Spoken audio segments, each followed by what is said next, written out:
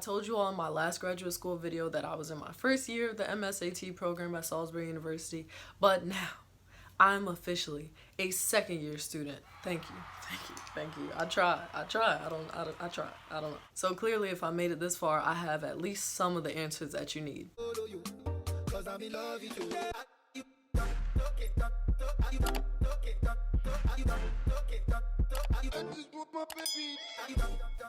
What is up, one world? It is that one girl here, back with another video.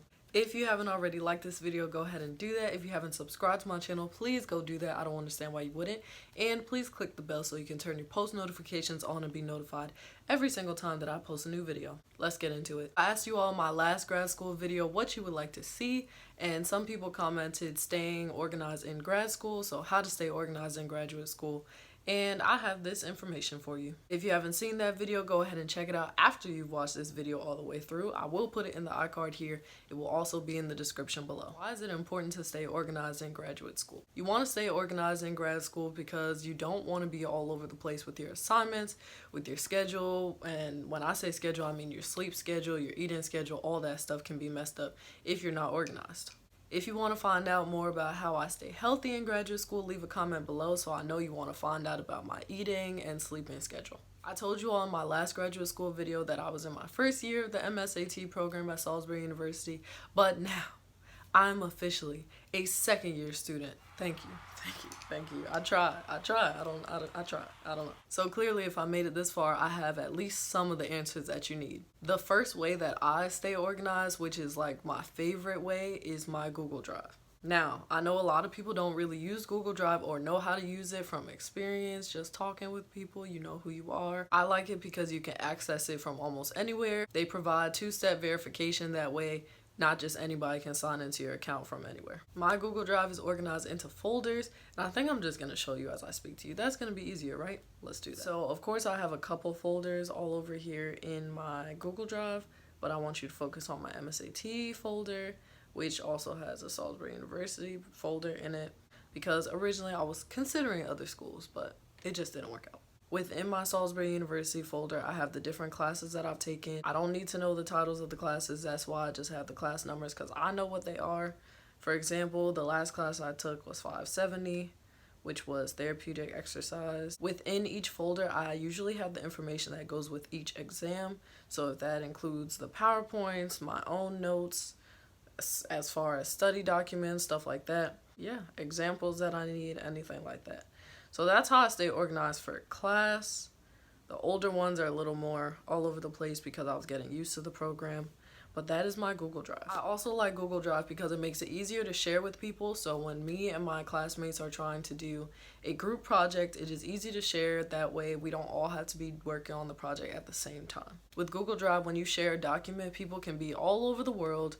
They can be on completely different schedules and they can still be working on the same document. And when you come back, you can see the comments or changes that they've made and just continue to work from there. Next awesome piece of advice that I have for you is get yourself a planner. I don't understand how people go through life without a planner. I like to write things down. And as you can see, like I told y'all in my last video, it is a Delta planner. It says unbothered since 1913.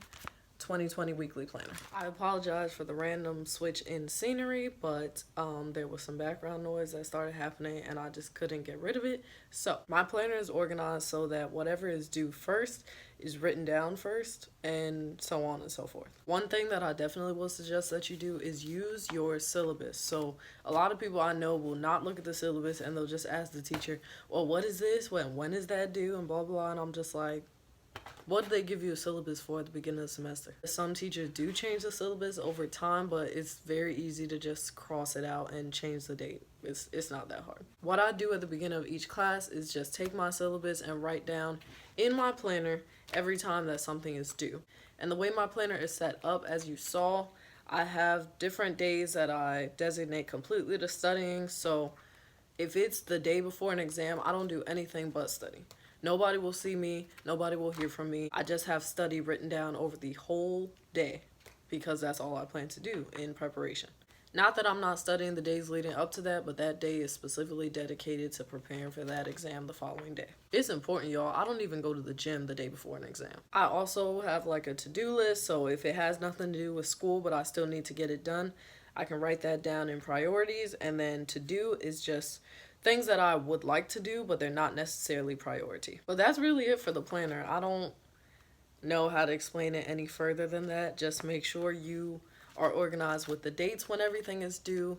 Make sure you set aside specific time to study and go on from there. The last thing I have for you is my phone. I have the iPhone XR, and I put everything that I need to put in my calendar, which includes my class schedule, my clinical schedule, and any other meetings and stuff like that that I have. As you saw, my planner is more like my weekly schedule, what needed to get done first, and then so on. However, my phone calendar is like my daily schedule. I'm just going to give an example of like a Monday, because I know I always have class Monday, Wednesday, Friday. Monday morning, I will have class from 8:30 to 11:20, and then I will work in the president's office from 11:30 until 1:30, and then I could either eat or do something for 30 minutes. Then I would have to be at my clinical site from 2 o'clock, and then I wouldn't leave from there until about 7 or 8, depending on if there was a game, practice, or anything like that. After I leave clinical, I usually go to the gym for about an hour, which takes me then to about 9 o'clock. Of course, after I leave the gym, I'm going to take a shower,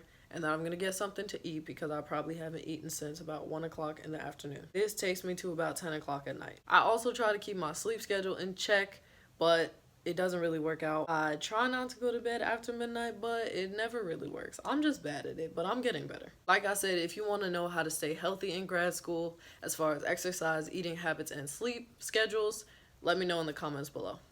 Let's run through it again one more time before I get out of your face. The first thing that you need in your life is definitely Google Drive. I highly suggest Google Drive because you can access it anywhere.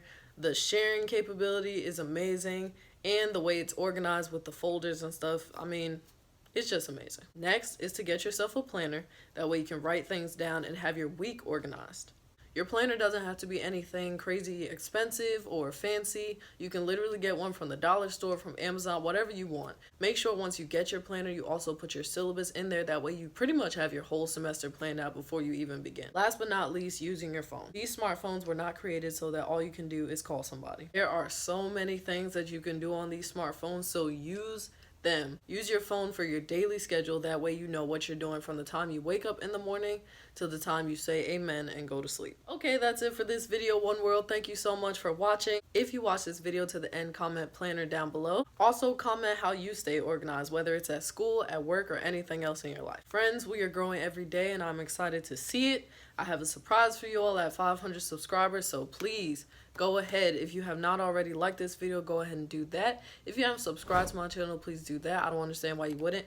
And click the bell so you can turn your post notifications on and be notified every single time that I post a new video. Most importantly, guys, please go ahead and share this video. Share it with your Instagram followers, share it with your Facebook friends. You know what? If you want, you can go ahead and share it on MySpace if you still have your password. I don't care. Love you guys. Deuces.